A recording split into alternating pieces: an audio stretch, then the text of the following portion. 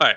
So Matt Levine over at Bloomberg, one of our favorite writers here at Free Float Media, had an article the other day which started out with this premise, and I'm just going to read it, and then we're going to talk about it. So have a muffin, Matt, because it's going to take me at least 18 seconds, and I know you get bored easily, but here we I'm go. already looking out the window. I don't know what you just said. All right. Here's from Matt Levine.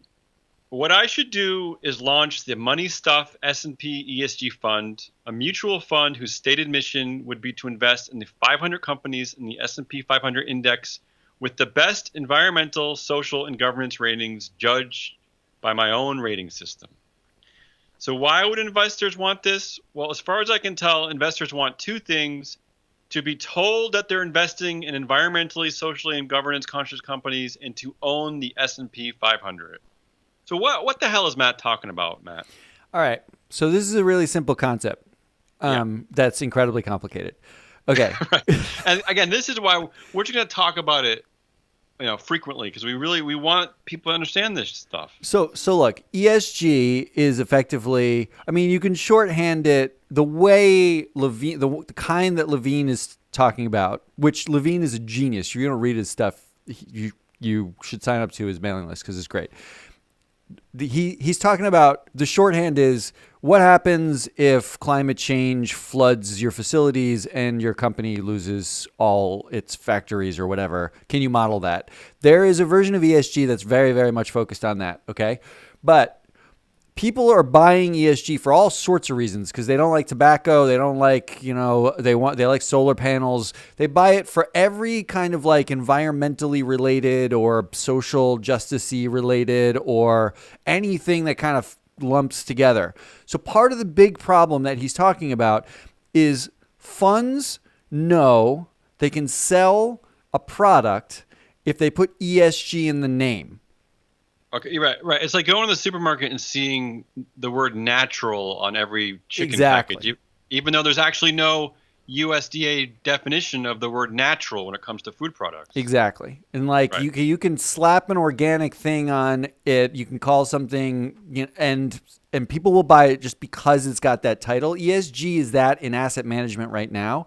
And pension funds, massive pension funds, the pension funds that run your 401ks or your retirement plans, they are looking at ESG and they're trying to understand it, and they're trying to change their benchmarks. But think about this. You put ESG in the title of your fund, just like you put natural on your food. Mm-hmm. Now, what happens if it tastes shitty? Right? I, You don't, like, you'll never sell it again. okay. If you're the equivalent, if you're an asset manager or a pension fund, is what happens if you underperform for Oh, some right. reason, for any Sure. reason, the market. If you Yeah. underperform the market, you are out of a job. So what's Mm-hmm. safe? You put the ESG title in the name, and then you make it perform exactly like the market. It's a concept called tracking error. So I Okay. don't want to bore the shit out of No, you, please don't. but tracking error is effectively the ability of an asset manager or a pension fund or an index provider to limit the difference between whatever it is with the natural title on it and the index it was built off of. So So S&P is it? 500, Yeah. S&P ESG 500. So is it deception? It doesn't make sense to me. It sounds like it's a game. It's rearranging the chairs on the Titanic. Like, you're still on the Okay. Titanic. You are Right. still just going to get whatever the market gives you.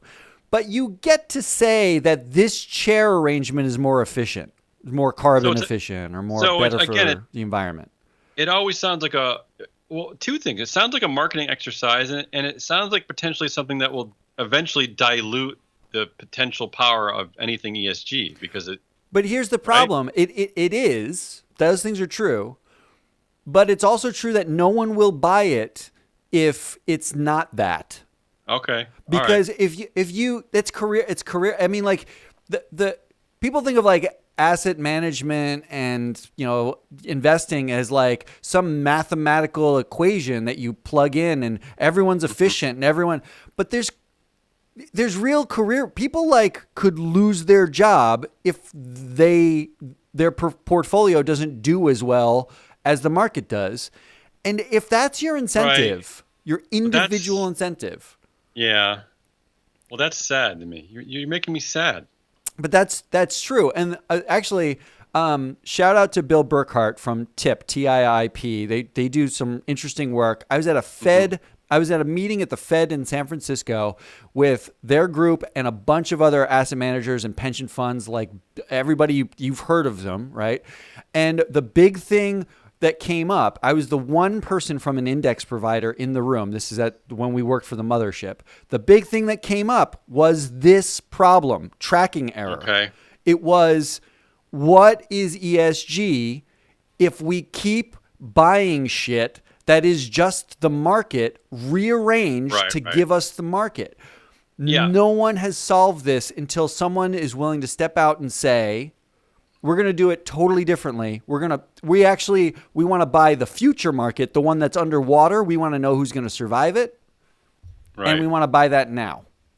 Yeah, so there's another article out, I think today in Forbes, and he's talking about a fund where he has the most widely held ESG stocks, and it's a list of 50 funds, and he's saying it's beating the S&P 500 by 45% this year. And I look at the list, and it's companies like J.P. Morgan, Johnson & Johnson, Merck, Black & Decker. And I'm like, what the hell is this? These are ESG companies? Yeah, this is the other problem. Yeah. That there's some perception that there's like a single ESG-ness of a company. Uh-huh. Right? Well, like maybe. So, yeah. So imagine you are a utility, an electric utility. You give electricity to people. Your one plant is actually on the coast of North Carolina. Mm-hmm. You have on your board all independent, all super smart, all amazing people. Your shareholders have all these rights. You are doing an amazing job hiring people. You have the best retention of any company in the world. But 5 years from now, your plant is underwater. Are you a good ESG company or a bad ESG company?